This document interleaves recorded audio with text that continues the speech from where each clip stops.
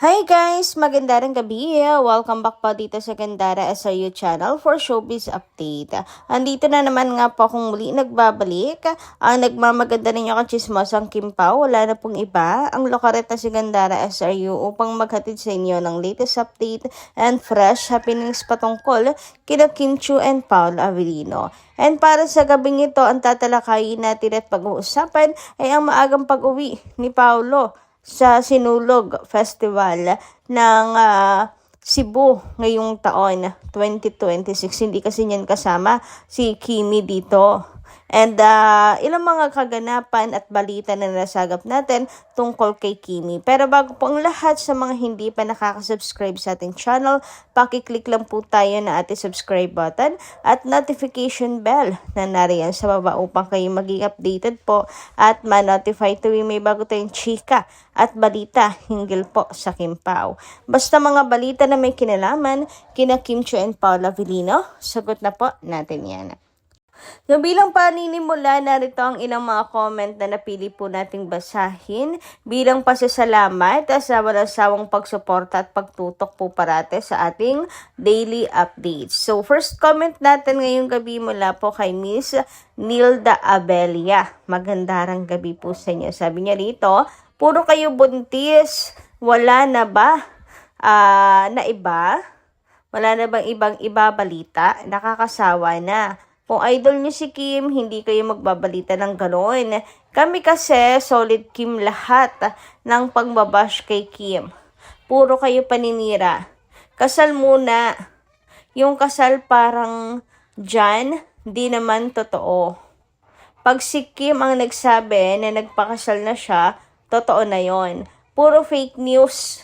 Dapat lalaki ang magsasabi na papakasal na sila ni Kim. Wala naman sinasabi si Paolo, ibig sabihin, fake news yan. So, ayan, sabi ni Mama Nilda. Mukhang siya'y nananawa na sa balitang buntis si Kimi. Nakakasawa din naman talaga. Biruin mo, taon-taon na lamang, 'di ba? Na binabalitang buntis sa si Kim Chiu, etc. Ayan. Tapos sa blind item, pinapatulan na rin na sana si Kim Chiu na nga daw po. Ayan. Hindi na pagpahingahin ang matres si Kimi. Lagi na lang buntis. Lagi naman natin sinasabi si Kim Chiu ay mayroon pong paninindigan yan. Sa kanya naman po nang galing pagdating sa pag-ibig. Siya po ay dalagang Filipina, sa harap po mismo ni Paolo Avellino. So si Miss Nilda, tungkol naman sa kasal, ayon nga sa kanya, di rin siya naniniwala na kasal na ang Kim Pao. And ang dapat, or maniniwala lang siya kung si Kim na yung nagsabi or si Paolo Avellino. And ang dapat daw ay kay Paolo muna magmula ang balita. Pero sa ngayon, tahimik si Paolo Avellino. So since walang balita, hindi siya naniniwala at nananatiling fake news daw. Kayo guys, anong inyo masasay tungkol po doon? Anyway, sabi naman ni Janice Layagi, magandang gabi at Norma Canlas.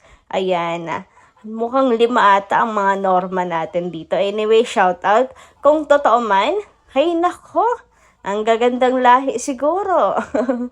Naku Ma'am Janice, walang siguro. Talagang magandang lahi. Chiu plus Avellino. Abay, di ba? Napakasingkit na ni Kim, singkit ni si Paolo. Ay, walang duda, mga chinita rin po at chinito ang kanilang magiging supling. Huy, ba't nandun na kasi tayo agad? Anyway, sabi ni Miss Norma dito, sabi ni Agot Isidro, grabe daw, ma-in love si Paolo Avellino kay Kim Chiu. Lagi daw nakatitig kay Kim Chiu. Wow. Pero totoo yan. Lagi rin naman natin nahuhuli si Pao na nakatitig kay Kimi. Para bang hindi niya nakikita araw-araw at sinusulit. Lagi nakatitig kay Kim Chiu. Kahit po mag-groovy, talaga nakatitig po lagi kay Kimi. Na para bang in love na in love siya kay Kim Chiu. At ang mga titig pa niya, parang laging matutunaw si Kimi. Yung kahit tawang-tawa na si Kim Chu, kahit nagpapapangit man si Kim, kahit busy lang si Kim Chu, nakatitig yan kay Kimi. Basta, gustong-gusto niya lagi. Favorite na kanyang mga mata, ang mukha ni Chinita. Hoy, gandang-ganda yan. Anyway, sabi naman dito ni Miss Norma Dayag, huwag nyo na silang pagsamahin ang dalawa. Dapat hiwalay lang. Ang dalawa dapat hiwalay lang para makita kung sino ang mas may chemistry sa apat.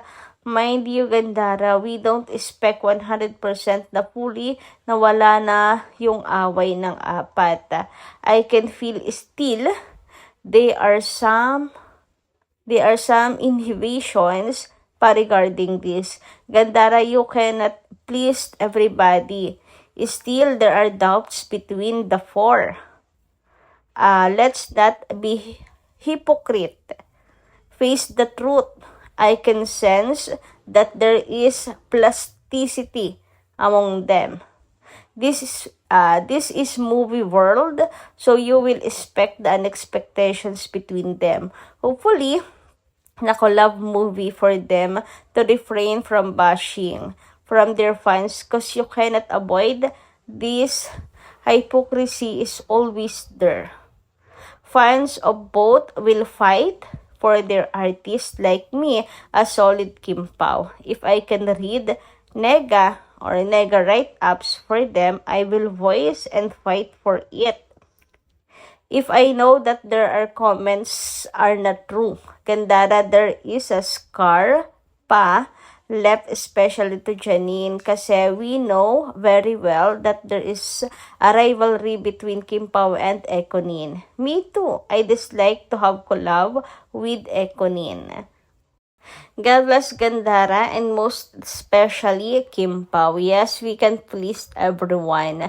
Talagang mayroon at mayroon pong hindi a-agree dyan na magkaroon po ng collaboration yung apat. And imposible na 100% heal na. Kaya nga sabi natin, time heals, may tamang panahon po para dyan. Pero hindi po natin mapipilit yan sa ngayon. Hindi ba? Kaya yung pagtatagpo, kung meron pa ring awkwardness sa apat or kay Janine and Kim, ibig sabihin lang nun, hindi pa healed, they are not okay, di ba? So, ayun, tapusin na natin sana doon and nawa nga, parang hindi to magandang idea na gawa ng project yung apat. Talagang fan war yan. Imposibleng hindi magkakaroon ng clash ang bawat fandom ng bawat panig. Kagaya na lang din natin, pag mayroon pong write-ups tayong mababasa, di ba? Na negative tungkol kay Kim and Paolo. Nako, ay papalag talaga tayo. Anyway, dumako naman nga tayo dito sa update natin ngayong hapon kung saan napansin po ng marami ang pagkamugto ng mata ni Chinita Princess. Kagaya na lamang niyan. Ayan, kitang-kita nyo talaga yung ilalim ng kanyang mga mata, hindi ba? Lalaki na eyebags ni Kimi. Hindi ganyan si Kim Chu yung natural. Hindi. May makeup na siya niyan ha, kahit may concealer na kitang-kita. Hindi tuloy maiwasan ng marami na mag-worry post sa kanya kasi mukhang may pinagdadaanan na naman si Chinita Princess at may sinusolo na naman na problema. Lalo pat si Paula Avellino during the time ay nung linggo, 'di ba? Nung linggo po ay nasa sinulog. Tapos Monday, makita-kita natin si Kim Chu na mamaga ang kanyang mga mata or mugto. Maybe that Sunday na wala po si Paolo, umiiyak ito si Chinita Princess. Ang hindi po natin alam may ano ang kanyang iniiyakan. Patungkol sa pag-ibig, sa pera, sa negosyo, or doon pa rin sa kanyang kapatid, which is na rin yan, kasama na yan sa pera at negosyo, di ba? Kung sa kanila naman ni Paolo, nito mga nakaraan, maayos naman po sila, di ba? Pera na lang kung biglaan na may misunderstanding yung dalawa. Pero nasa sinulog si Pao imposible na may away silang dalawa. So, mas malapit tungkol po sa negosyo ang problema ni Chinita Princess at sa kanyang kapatid na si Ate Lakam. Wala na rin kasi tayong update, hindi ba, kung ano na po ang nagaganap sa kanila. So, most likely yun ang problema.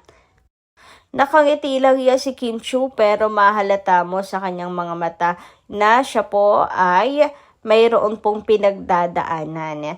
I can't lie, 'di ba? So, napaka-professional lang talaga ni Kim Chiu. Just like dati, kala natin walang problema pero kinabukasan, boosh. 'Di ba? Ang saya pa kasi. Ang saya-saya ni Chinita Princess parang walang problema. Tapos kinabukasan, boom, sumabog ang balita. Anyway, dumako naman tayo kay Paula Avellino. Ayon sa mga fans, ito marahil ang dahilan kung bakit nagmamadaling umuwi si Pau sa Sinulog Festival. Maaga nga po kasi umuwi si Paolo Avellino and kita nyo naman sa kanyang gamit. Abay, wala talagang balak na magtagal doon. Mga importanteng bagay lang talaga yung kanyang bitbit, ni wala siyang bag. Ayan lang, yung hawak niya lang po na yan. Parang 1 peraso, 2 peraso lamang po. As in, talagang madalian lang si Paolo. Parang hindi na po nag-party, hindi na nakiparty. Pagkatapos ng kanyang trabaho, uwi na agad si Paolo Avellino. And ito marahil daw ang dahilan kung bakit siya nagmamadali dahil umiiyak si Chinita Princess. Pero alam naman natin si Pau, talagang sadya pong trabaho lang yung kanyang ipinunta. Ayan, sa kanyang mga event. Then, uwi din po agad kahit madaling araw pa matapos yung kanyang trabaho. Uuwi po yan. Hindi na magtatagal or mag-stay pa. So, yun lang po muna ang ating update. Maraming salamat po sa inyong pakikinig at pag-i-stay. Kita-kisa lang po tayo muli sa mga susunod dating chikas. Marami pong salamat.